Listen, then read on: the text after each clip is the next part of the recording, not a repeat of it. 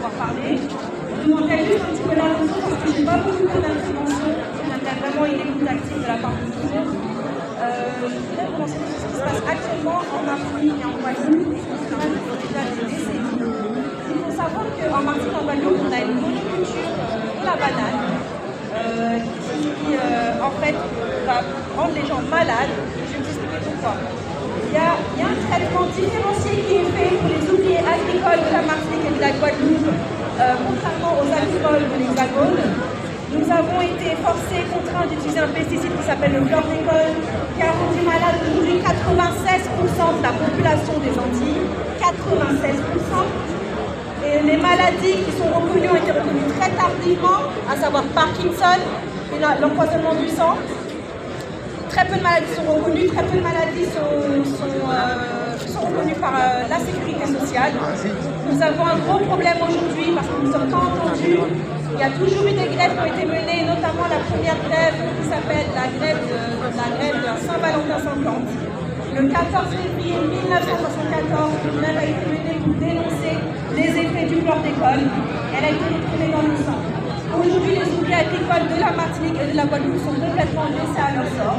Un non-lieu a été prononcé et on n'a pas entendu énormément de retombées médias, ni même de l'opinion publique. L'opinion publique, je ne sais pas si les gens sont vraiment au courant de ce qu'il se passe en Martinique et en Guadeloupe.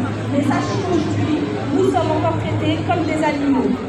J'aimerais vraiment que vous m'entendez, je parle avec beaucoup d'émotion parce que c'est tellement brut pour nous de se dire qu'on se bat contre la retraite à 64 ans et plus pour certains.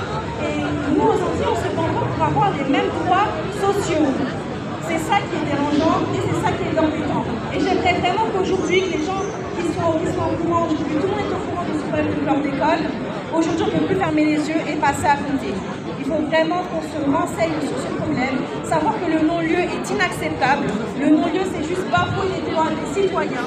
Et les citoyens d'outre-mer ne sont pas des citoyens à part. J'aimerais le dire et j'aimerais que ce soit entendu, nous ne sommes pas des citoyens à part. Quand on a 96% d'une population qui est empoisonnée au chlordécone, nos terres sont empoisonnées, l'eau est empoisonnée, les animaux de consommation sont empoisonnés, les terres sont empoisonnées pour 700 ans, messieurs dames. Quand vous venez à la plage en vacances là-bas, nous ne sommes pas juste une succursale de vacances, nous sommes aussi un département français, où des citoyens français vivent. Il est temps de respecter les droits des citoyens, de respecter l'accès à l'eau potable qui n'est pas certifiée en Guadeloupe. Sachez qu'en Guadeloupe, il n'y a pas d'accès à l'eau potable. En Martinique, l'eau est chlordéconée et les prix sont beaucoup plus chers qu'ici. Alors je sais qu'il y a eu une augmentation des prix ici, mais là-bas c'est 42% plus cher. Et ça, 365 jours sur 365 jours. J'aimerais vraiment que ce soit entendu. J'aimerais que le soutien soit fait au collectif des ouvriers agricoles empoisonnés par les pesticides, présidé par M. Yvon Sérénus.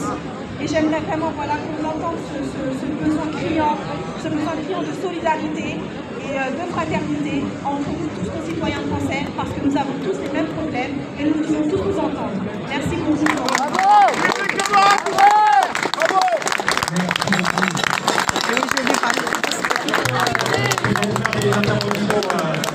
Bravo!